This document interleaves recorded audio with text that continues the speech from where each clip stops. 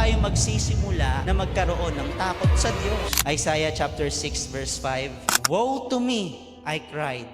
I am ruined, for I am a man of unclean lips, and I live among a people of unclean lips. And my eyes have seen the King, the Lord Almighty." Sinasabi niya, woe to me, kaawa-awa ako. Tapos sinasabi niya yon ng umiiyak. I am ruined. Paano niya sinasabi, katapusan ko na? Linya yan ng mga taong takot.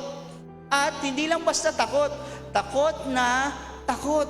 The question is this, paano nagsimula yung takot sa kanya? When Isaiah encountered God.